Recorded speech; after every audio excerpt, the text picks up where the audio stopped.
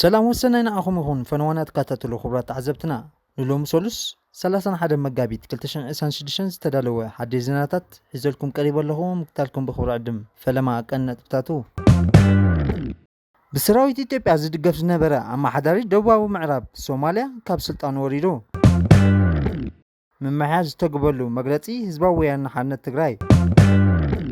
ጋዜጠኛታት ትካላት ሬድዮን ቴሌቪዥን ደቡብ ኤፍኤም ኣድማ ካይዶም ፕሬዚደንት አሜሪካ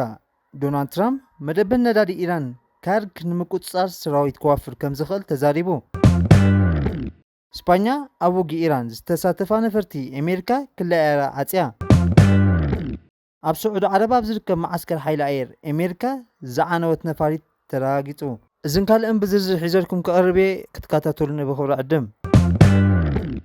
ብሰራዊት ኢትዮጵያ ዝድገፍ ዝነበረ ኣማሓዳሪ ደቡባዊ ምዕራብ ሶማልያ ዓብዱልዓዚዝ ላፍታጋረ ብሰራዊት ግብፅን ቱርክን ዝድገፍ ፌደራላዊ ሰራዊት ሓሰን ሸኽ ተሳዒሩ ካብ ስልጣኑ ክወርድ ተገዲድሎ ፕሬዚደንት ክልላዊ ደቡባዊ ምዕራብ ሶማልያ ዓብዱልዓዚዝ ሓሰን መሓመድ ላፍታጋረ ሓይልታት ፌደራል ንባይደዋ ድሕሪ ምቁፃሮም ካብ ስልጣኑ ከም ዝተኣለየ ማዕከናት ዜና እታ ሃገር ኣቀልሕን ኣብ ባይደዋ ዝተፈጥረ ግጭት ብውሕዱ 2 ሰባት ክሞቱ ከለዉ ካልኦት 25 ድማ ቆስሎም እዮም እቲ ፕሬዚደንት ካብ ስልጣኑ ድሕሪ ምእላዩ ሚኒስትር ፋይናንስ ኮይኑ ከገልግል ዝፀንሐ ኣሕመድ መሓመድ ሑሴን ግዜያዊ ፕሬዚደንት ኮይኑ ተመዚጅሎ እሱ ጉምቲ ዝውሰድ ዘሎ ኣብ መንጎ መንግስቲ ፌደራልን ሰበስልጣን ክልልን ምስ ምርጫ ተኣሳሲሩ ዝተፈጠረ ምስሓብ ስዒቡ ወጥሪ እናወሰኸ ኣብ ዝኸደሉ ዘሎ እዋን እዩ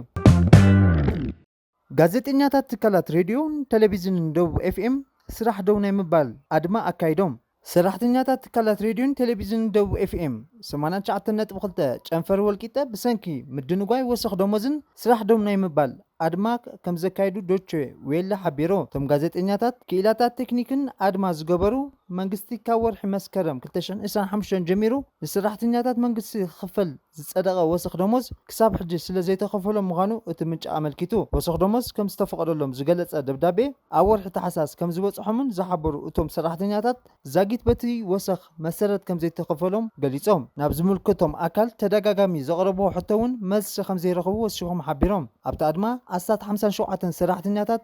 ከም ዝተሳተፉ ተፈሊጡሎ ካብ ዝሓለፈ ርቡዕ ጀሚሩ ብዝተፈላለዩ ቋንቋታት ዝሓልፍ ዝነበረ ስሩዕ ፈነወ ከም ዝተቋረፁን እቶም ሰራሕተኛታት ገሊፆም ሰበስልጣን ነቲ ናይ ምድንጓይ ደሞዝ ዝኣመንሉ ኮይኖም እቲ ክፍሊት ኣብ ቀረባ እዋን ኣብ ግብሪ ክውዕል ምዃኑ ብምግላፅ ሰራሕተኛታት ናብ ስራሕ ክምለሱ ኣተሓሳሲቦም ብሞትን ስቃይን ህዝብና ዘይዓግቡ ጆኖሳይደራት ንዝሓለፉ ዓመታት ብዝፈፀሞ ኩሎም መለክዒ ጆኖሳይድ ከይተናስሑ ሕጂ እውን ንኻልእ ዝደማዊ ኩናት ኣብ ምድላው ከም ዝርከቡ ፀሓይ ዘይወቕዖ ሓቂ እዩ ሕጂ ድማ ንኻልእ ደማዊ ኩናት ኣብ ምድላው ዝርከቡ ኮይኖም ሓድነት ህዝቢ ትግራይ ንምሽርሻር ህዝቢ ትግራይ ብባጀት ደሞዝን ነዳዲ መድሃኒትን ካልኦት ማሕበራዊ ኣገልግሎት ዓፂኻ ህዝቢ ትግራይ ብኢኮኖሚ ኣዳኺምካ ነብሱ ኣብ ዘይከላኸለሉ ደረጃ ንምውዳቕ ስልታዊ ጆኖሳይድ ይካየዳሎ ክብል ሕወሓት ገሊፁ እዚ መንግስቲ ብልፅግና መንገዲ ዝመርሕ ዘሎ ስልቲ ጆኖሳይድ ድማ ንቃልሲ ህዝቢ ትግራይ ራሕሪሖም ህዝቢ ትግራይ ብምጥላም ብሄራዊ ክሕደት ይፍፅሙ ንዘለዉ ገለ ውሕዳት ከዳዓት ተጋሩ ኣዋፊሩ ዝፍፅሞ ዘሎ እዩ እዞም ውሕዳት ጠላማት ነቲ ህዝቢ ትግራይ ንህልውኑ ኢሉ ዘካይዶ ዘሎ ቃልሲ ንምንቁሻሽ ህዝቢ ትግራይ ንሓድነትን ውዳበን ከይቃለስ ናብ መኸተ ዓቕምታቱን ንምብትታን ግልፂ ተልእኾ ሒዞም ዝሰርሑ ዘለዉ እዮም ካብዚኦም ብተወሳኺ ኣብ ክንዲ ኣብ ጎነቲ መሃይኡ ተኸልኪሉ ኣብ ከቢድ ሓደጋ ወዲቑ ዘሎ ሰራሕተኛታት መንግስቲ ብምዃን ንመንግስቲ ኢትዮጵያ ፀቕጢ ንምፍጣር መደናገርቲ ኣጀንዳታት ብምብልባልን ሓሶት ብምዛሕን ሰቃይ እቲ መሃይኡ ዝተኸልከለ ሰራሕተኛታት መንግስትን ስድርኡን ምንዋሕ ተልእኾ ወሲዶም ይሰርሑ ኣለዉ እዚ ብፀላኢ ተወጢኑ ብናይ ውሽጥን ደገን ኣካላት ብምውዳድ ዝካየድ ዘሎ ናይ ጥፍኣት ወፍሪ ህዝብና ኣቐዲሙ ብምንቅሑ ሓድነቱ ኣስጢሙ ካብ መቀላስ ወፃኢ ካልእ ኣማራፂ ከምዘየለ ደምዲሙ ወሲኑ ተሪኡ ኣብ ምውፃእ ይርከብ ንህዝቢ ትግራይ ብማሕበር ኢኮኖሚያዊ ዓቕሙ ኣዳኺሙ ብወታደራዊ ወፍሪ ንምዝዛም ዝተሃቀነ እዚ ስልቲ ምዃኑ ህዝብና ነቂሕሉ እዩ ስለዚ ማሕበረሰብ ዓለም መንግስቲ ኢትዮጵያ ስምምዕ ፕሪቶሪያ ብምጥሓስ ትገብሮ ዘሎ ወታደራዊ ምንቅስቃስ ኣንቢርዎ ዘሎ ዕፅዋን ክባን ከምኡውን ንመሃያ ሰራሕተኛታት ሓዊሱ ምኽልካል ባጀት ቁሉዕ ዓዋጅ ካልእ ዙር ኩናት ብምዃኑ ብምርዳእ ኣጃሙ ክዋፃእ ንጽውዕ ይብል መግለፂ ህወሓት ኣብ ሓራ መሬት ምስ ዘሎ ሰራዊት ትግራይ ሓይሊ ሰላም ኮይነ ክቃለስ ወሲኑ ኣለኹ ክብል ሜጀር ጀነራል ጉዑሽ ገብረ ገሊጹ። ኣብ ቀረባ እዋን ናብ ሓራ መሬት ዝተጸንበሩ ጀነራል ጉዑሽ ገብረን ጀነራል ከበደ ፈቃዱን ናብ ሰራዊት ሓይሊ ሰላም ትግራይ ወሪዶም እናተላለዩ ይርከቡ። ኣብ ግንባር ክልተ ብዝገበሮ ሌላ ድማ በቲ ሰራዊት ድሙቕ ኣቀባብላ ተገይሩሎም። ጀነራል ጉዑሽ ገብረ ካብ ቲፒኤፍ ምጽንባሩ ሕጉስ ምዃኑ ድሕሪ ምግላጹ ኣብ ትግራይ ብሰላማዊ መንገዲ ንምቅላስ ዝገበርክዎ ጻዕሪ ስለ ዘይተሳኽዐ ናብ ሓራ መሬት ምስ ዘለው ብጾተይ ተጸንቢረ ንምቅላስ ወሲነ ክብል ገሊጹ። በዚ መሰረት እውን ጀነራል ጉዑሽ ገብረ ናብ ቲፒኤፍ ብምጽንባሩ ስሩዕ ቃልሲ ከም ጀመረ ኣፍሊጡሎ። ፕሬዚደንት ኣሜሪካ ዶናልድ ትራምፕ ኣብ ሰሜናዊ ወሽመጥ ንእትርከብ ቀንዲ መደበር ነዳዲ ሰደድ ኢራን ዝኾነ ደሴት ካርግ ንምቁፅጻር ሰራዊት ክዋፈር ከም ዝኽእል ተዛሪቡ። ብድሕሪ ዘረቡ እንታይ ኣሎ፣ ብኸመይ ክኸውን ይኽእልን እንታይ ሓደጋታት ኣለዎም? ደሴት ካርግ ካብ ነዊሕ እዋን ኣትሒዛ ቀንዲ ባብ ሰደድ ነዳዲ ኢራን ኮይና ጸኒሓ እያ። ገማግም ናይታ ደሴት ነተን ኣስታት 2 ሚልዮን በርሚል ክሕዛ ዝኽእላ መራኸብ ንምጽዓን ዘኽእል እኹል ዕምቀት ማያት ኣለዎ። ኣስታት 9 ሚእታዊት ካብ ሰደድ ነዳዲ ኢራን ከኣብ ብካርግ ይሓልፍ። እታ ደሴት ኣብ 1980ታት ኣብ እዋን ኩናት ኢራቅን ኢራንን ተደጋጋሚ ሓይሊ ኣየር ኢራቅ ከም ዝተደብደበትን ኣሜሪካ ብ13 መጋቢት ናይዚ ዓመት ን9 ወታደራዊ ዕላማታት ዝበለቶም ወቅዓን። እዚ መሰረት ልምዓትን ነዳድን ግን ካብ መጥቃዕቲ ድሒኑ እዩ። ኣሜሪካ ንደሴት ካርግ ክትወርር እንተወሲና ንኢራን ጸቕጢ ንምግባር ዝዓለመ ናይ ሓፂር ግዜ ስጉምቲ ክኸውን ልዑል ተኽእሎ ኣሎ። እቲ ዕላማ ኢራን ኣብ ልዕሊ መጻወይ ሄርሙዝ ኣንቢራቶን ዘላ ኣጽዋን ንምግታእን ጠለባት ዋሽንግተን ንምምላእን ክሳዕ ትሰማዕ ሰነድ ነዳዲ ኢራን ደው ንምባል ክኸውን ይኽእል እዩ። መኸተን ቡድን ኢራን ኣብ ግምት ብምእታው ግን እዚ ስጉምቲ እዚ ክሰርሕ ድዩ ኣብ ሕቶ ዘእቱ እዩ። ኣፈ ጉባኤ ፓርላማ ኢራን መሐመድ ባቃር ሓይልታት ሃገሩ ኣብ ልዕሊ ወረርቲ ሓይልታት ኣሜሪካ ሓዊ ክዝኑ ምዃኖም ኣጠንቂቑ። ኢራን ኣብታ ደሴት ዘለዋ ሓይሊ ምክልኻል ኣደልዲላቶ ምህላዋ ይግመት። ኢራን ኣሜሪካ በቲ ወገን ንዘተ ሰላም ጻውዒት እናቕረበት በቲ ካልእ ወገን ድማ መልኣኽ ከሲሳ። እቶም ዝተለኣኹ ወታደራት 5,000 ኣባላት ሓይሊ ባሕሪ ከምኡውን 2,000 ኣየር ወለድ ኮማንዶ እዮም። እዚ ድማ ሓዲኦም ወይ ክልቲኦም ደሴታት ካርግ ንምቁፅጻር ክዋፈሩ ይኽእሉ እዮም ዝብል ሰፊሕ ግምታት ኣስዒቡ ኣሎ። ብደረጃ ክልሳ ሓሳብ ክርአ እንከሎ እቶም ኣየር ወለድ ኮማንዶ ኣብታ 20 ትርብዒት ኪሎ ሜትር ጥራሕ ስፍሓት ንእሽተይ ደሴት ገዛኢ ቦታታት ንመሓዝ ብለይቲ መጥቃዕቲ ክፍንው ይኽእሉ እዮም። ሓይሊ ባሕሪ ኣሜሪካ ካብተን መራኸብ ኣብ መሬትን ማይን ዝዓልባ ነፈርቲ ክዋፍር ይኽእል እዩ። እንተኾነ እተን መራኸብ መጀመርታ በቲ ኢራን እትቆጻጸሮ መጻወይ ሄርሙዝ ከምኡውን ሕቡእ መወንጨፊ ድሮናትን ሚሳይላትን ሓሊፈን ክሳብ ወሽመጥ ዓረብ ክጓዓዛ ኣለወን። ኢራን ብኣየር ይኹን ባሕሪን ዝግበር ምንቅስቓስ ብጸረ ሰብ ነተኩትን ዕስለ ድሮናትን ምላሽ ትህበሉ ትጽቢት ትግበር። ኣሜሪካ ኣብ ስርሒታት ሓይሊ ባሕሪ ልዑል ዓቕሚ ስለ ዘለዋ ክትዕወት ርግፀኛ ክትከውን ትኽእል እኳ እንተኾነ ከቢድ ክሳራታት ግን ከስዕብ ይኽእል እዩ። ኣሜሪካ ነቲ ቦታ ንዘይተወሰነ እዋን ዋላ እንተሓዘቶ ንደብዳባት ኢራን ስለ ትቀላዕ ክትጽገም ትኽእል እያ። ተመሳሳሊ ኣብነት ናይዚ ኣብ ጸሊም ባሕሪ እትርከብ ደሴት ስኔክ ዩክሬን እያ። ሩስያ ኣብ ለካቲት 2022 ኣብ ዘካየደቶ ወራር ፈለማ ሒዛታ እኳ እንተነበረት ድሕራ ግን ዩክሬን ካብቲ መሬት ብእትፍንዎ ደብዳብ ተጠቂማ ንሩስያ ክደፍኣ ክኢላ እያ። ኣብ ውሽጢ ኣሜሪካ እውን ንንውሕ ዝበለ ግዜ ንገለ ካብቲ ግዝኣታት ኢራን ንመሓዝ ተቐባልነት ኣይህልዎን እዩ። እቶም ትራምፕ ኣብ ዝኾነ ግጭት ከምዘይኣቱን ንዝሃቦ መብፅዓ ደጊሞም ዝመረፅዎ ከይተረፉ እውን ዝቕበልዎ ኣይኮኑን። ኢራን ነቲ መራኸቢ በቐይሕ ባሕሪ ኣቢለን ካብን ናብን ህንዳዊ ውቅያኖስ ማእከላይ ባሕርን ዝሓልፋሉ ኣገዳሲ መስመር ባብኤል መንደብ ከዓጽውየ ኢላ ብምፍራህ ዓብ ሸቕሎት ፈጢሩ ኣሎ። ባብኤል መንደብ ብምብራቕ ምስ የመን ብምዕራብ ምስ ጅቡትን ኤርትራን ዝዳወብ ኣገዳሲ መተሓላለፊ መራኸቢ እዩ። ኢራን ኣብ መወዳእታ ለካቲት ኣሜሪካን እስራኤልን ብጽምዶ ኣብ ልዕሊኣ ደብዳብ ምስ ጀመራ ነቲ ንወሽመጥ ዖማን ምስ ወሽመጥ ዓረብ ዘራኸብ መጻበቢ ሆርሙዝ ብምዕጻው ቅልውላው ቀረብ ነዳዲ ካልእ ሃለኽትን ነገራት ኣከቲላ ትርከብ። ሕጂ ከዓ ንባብኤል መንደብ ከዓጽውየ ከም እትኽእል ተፈራርሓ ኣላ። ኢራን ኣሜሪካ ናብ ኢራን ኣገር ወታደራዊ እንተ ኣዋፊራ ካልእ ግንባር ክትከፍት ምዃና ተፈራርሕ ዘላ።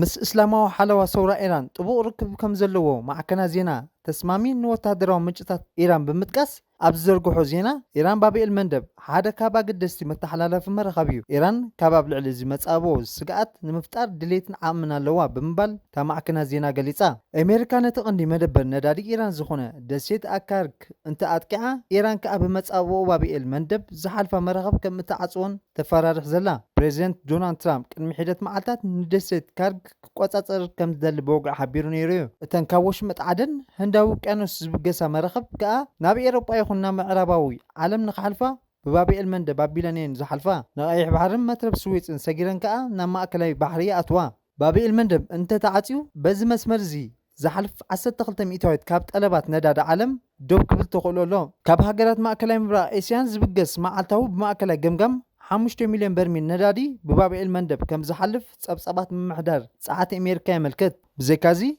800 كاب طلبات بهراو غازن عالم ببابئ المندب زحلفيو اسلو زخونه معصاب بابئ المندب نمول عالم كناوص خእል مصاب هرمس تعصوه اگداسنت قيح بحري اما غعزه بحري ماليسيا عزيزو سعود عرب بمبراق بوشمت عربن تفريو ندادي بمصابو هرمز غيره ختحلفو سلازي قالت نزي ام مبراق قيح بحري وي معرب سعوديا زركب ودب يامبو ان تتقمت معالتاو مليونات برميل نداديا بمترب سويت بابئ المندب تمحلالف زلا سعود عرب كابت ام مبراق وتهاجر زلو عيلاتات ناي ندادينا معربو هاجرات ززرقحت بوتات تخيلا سلصنحت مصاب هرمس منقد دالو انو حنبر كابتن كالوت هاجرات وشمت عرب ملو ايتعصوان بابئ المندب بزيكا غازن ندادن زصعنا مرخب كالناي مغعزان اخلن كال اهلختن نغرات زصعنا مرخبون بزي مقراط زمحلالفلو اقداس مرخبي معربوين مبراقن كفال زعلميو بابئ المندب انت تعصيو لك خمت اب 2021 بانديرا ناي باناما زلوا كونتينرات تتصعن عباي مركب اما اكل مترب سويت تشغيلا نت مسمر مسعصوتو ساعه بقلولاو كسعبيو معصاب بابئ المندب مرخبن كاب ايشا تبجسن بدوب افريقيا تخاليلن خدا سلا زغددن مدن غوين قربات عب موسخ وغا كختل قدنيو اسبانيا ኣብ ልዕሊ ኢራን ኣብ ዝፍጸም ዘሎ መጥቃዕቲ ንዝተሳተፋ ነፈርቲ ኣሜሪካ ክለኣራ ከም ዝዓጽወት ሚኒስተር ምክልኻል ተሃገር ማርጌሪታ ሮብለስ ገሊጻ እታ ሚኒስተር ወታደራዊ ማዓስከራታ ሞሮንን ሮታ ምስ ኩናት ኢራን ዝተኣሳሰር ዝኾነ ይኹን ተግባራት ከገልግላ ኣይንፈቅድና ብምባል እስፓኛ ነዚ ካብ መጀመርታ ንመንግስቲ ኣሜሪካ ኣነፂራያ ኢላ ሚኒስተር ጉዳያት ወጻኢ ጆሴ ማኑኤል አርባረስ ዓላማ ናይዚ ውሳነ ነቲ ኩናት ንምጓሃር ኣበርክቶ ንዘይምግባር እዩ ክብል ኣነፂሩ ሓደ በዓል ስልጣን ምምሕዳር ኣሜሪካ ንቢቢሲ ኣብ ዝሃቦ ሓበሬታ ሰራዊት ኣሜሪካ ኣብ ትሕቲ እቲ ዝበገሶ ስርሒት ኤፒክ ፉሪ ዓላማታት ይዕውት ኣሎ ስለዚ ካብ እስፓኛ ይኹን ካልኦት ሓገዝ ኣየድልን ኢሉ እስፓኛ ካብ ፈለምኡ ነቲ ኩናት ብምኹናን ኣብ ጎኒ ኣሜሪካ ከምዘየላ ዘነፀረት ኮይና ፕሬዚደንት ትራምፕ እስፓኛ ንኩናት ኢራን ብምቅዋማ ሙሉእ ንግዳዊ እገዳ ከግንብረላ ምዃኑ ኣፈራሪሑ ነይሩ እዩ ኣብ መወዳእታ ለካቲት እቲ ኩናት ካብ ዝጅመር ኣትሒዙ ቀዳማይ ሚኒስትር እስፓኛ ፔድሮ ሳንቸዝ ሓደ ካብቶም በዓውታ ነቲ ኩናት ኣሜሪካን እስራኤልን ኣብ ልዕሊ ኢራን ዝተቃወሙ ኮይኑ ነቲ ተግባር ዘይሓላፍነታውን ዘይሕጋውን ክብል ገሊፅዎ ነይሩ እዩ ኣብ ፈለማ መጋቢት እውን ሳንቸዝ እስፓኛ ነተን ኣብ እንዳሉስያ ዝርከባ ክልተ ብሓባር ዝመሓደራ ወታደራዊ ማዓስከራት ሮታን ሞሮናን ኣሜሪካ ከምዘይትጥቀመለን ሃገሩ ከም ዝኸልከለት ገሊፁ ነይሩ እዩ ዝሓለፈ ረቡዕ ድማ ኩሎም ምስቲ ኣብ ኢራን ዝካየድ ዘሎ ስርሒታት ዝተኣሳሰሩ በረራታት እንተላይ መስመር ምምላስ ነዳዲ ነፈርቲ ኩልኩል ምዃኑ ኣፍሊጡ ነይሩ እዩ ፕሬዚደንት ዶናልድ ትራምፕ ዋላ መጻብ ሄርሙዝ ብሰፍሐ ክፋሉ ይተዓጾ ንሱ ግን እቲ አንጻር ኢራን ዝግበር ወታደራዊ ወፍሪ ደው ክብል ከም ዝደሊ ንመሳርሕቱን ኣማኸርቱን ገሊጹሎም ክብል ጋዜጣ ወርልድ ስትሪም ጆርናል ከም ኣቃልሑ እቲ ጋዜጣ ንሰበ ስልጣን ምምሕዳር ዋሽንግተን ጠቂሱ ከም ዝሓበሮ ነቲ ወሳኒ ማያዊ መስመር ዝኾነ ሄርሙዝ ንምኽፋት ዝግበር ወታደራዊ ተልእኾ ነቲ ግጭት ካብ ዝተሓወሶ ግዜ 4 ክሳብ 6 ሳምንት ከናውዖ ከም ዝኽእል ፕሬዚደንትን ተሓጋግዝቱን ገምጊሞም እዮም ይብል ኣብ ክንድኡ ኣብ ሓይሊ ባሕርን ሓይሊ ሚሳይላት ኢራንን ከቢድ ጉድኣት ወሪዱ እዩ ብዝብል ገምጋም ነቲ ሕጂ ዝካየድ ዘሎ ውግእ ኣብ መወዳእታ ንምብፃሕ ይሓስብ ከም ዘሎን ንኢራን መስመር ዳግማይ ንምኽፋት ብዲፕሎማስያዊ መንገዲ ጸቕጢ ክገብር ከም ዝሓይሽ ኣብ ዝብል ሓሳብ ምጽንሑ ይገልጽ እዚ ካብ ዋይት ሃውስ ርእይቶ ንምርካብ ፈቲኑ እዩ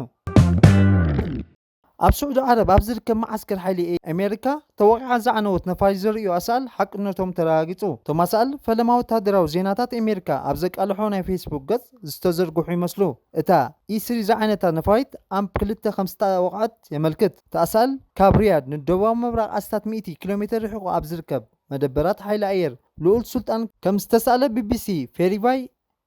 ኣረጋጊጹ ኣብታ ኣሳል ዝረአ ግንብታት መኻዚኖታት ምልክታት ጽርግያን ምስቲ ብሳተላይት ዝተረኽበ ምስልታት ዝሰማማዕ እዩ ማእከላይ እዚ ኣሜሪካ ብዛዕባ እቲ ዛጊት ብግልፂ ርእይቶ ኣይሃበን ቢቢሲ ግን ርእይቱ ክህብ ሕቶ ኣቕሪቡሉ ኣሎ ሓደ ኣሜሪካዊ በዓል ስልጣን ብዓረቢ ንሮይተርስ ኣብ ዝሃቦ ሓበሬታ ኢራን ኣብ ልዕሊ ማዓስከራት ሓይሊ ኣየር ኣሜሪካ ብዝፈጸመቶ መጥቃዕቲ 12 ኣባላት ከም ዝቆሰሉን ብሕልፊ ክልተ ካብኣቶም ብከቢድ ከም ዝተጎድኡን ሓቢሩ። ጋዜጣ ዎል ስትሪት ጆርናል ብውሕዱ ክልተ ነዳዲ ዝመልኣ ነፈርቲ ኣሜሪካ ከም ዝተሃሰያ ኣቃልሑ። ምስ እስላማዊ ሓለዋ ሰውራ ኢራን ቅርበት ዘለዎ ማዕከናት ዜና ፋርስ ብሰንበት ከም ዝገለጸቶ ሸሃዝ ዝዓይነታ ድሮን ነታ BE-3 ዝዓይነታ ነፋሪት ከም ዝሃረመታ ሓቢራ። BBC ቬሪፋይ ብ11 መጋቢት ኣብ ዝተላዕለ ናይ ሳተላይት ምስሊ E3 ዝዓይነታ ነፋሪት ክምልከት ክኢሉ ኣሎ። እታ ኣብ ሳተላይት ዝተረኣየት ነፋሪት ምስታ ኣብ ስእሊ ተሃሪማ ትረአ ሓንቲ ድን ግን ኣይተረጋገፀን። እስራኤል ኣብ ልዕሊ ፍልስጤማውያን እሱራት ናይ ሞት መቕጻዕቲ ዝውሰን እማመ ኣጽዲቓ። ፓርላማ እስራኤል ክኔሴት ወታደራዊ ኣብያተ ቤት ፍርዲ ኣብ ልዕሊ ገበን ሽበራ ዝተፈርዱ ፍልስጤማውያን ናይ ሞት ፍርዲ ክህቡ ዘቕሎም ሓድሽ ሕጊ ቅርጺ ኣጽዲቑ። ውሳነ ነቲ ኣብታ ሃገር ንዓሰርተታት ዓመታት ዝጸንሐ ጽኑዕ ገደብ ናይ ሞት ፍርዲ ዝግልብጥ ኮይኑ ብዙሓት ኣመኸርቲ ሕጊ ነበርን ኣህግራውያን ክኢላታትን ሕግን ከም ብምጥሓስ ኣህግራዊ ሕጊ ብምጥሓስ ብትሪ ተቃዊሞም ኣለዉ። ክቡራት ተዓዘብትና ናይ ሎሚ ነበረ መደባትና ነዚ ይመስል። ቁጡፍን እዋናውን ሓበሬታ ክትረኽቡ ላይክ፣ ሼር፣ ኮመንት፣ ሳብስክራይብ ክትገብሩ ብኽብሪ ዕድም ሰሰና እዩ።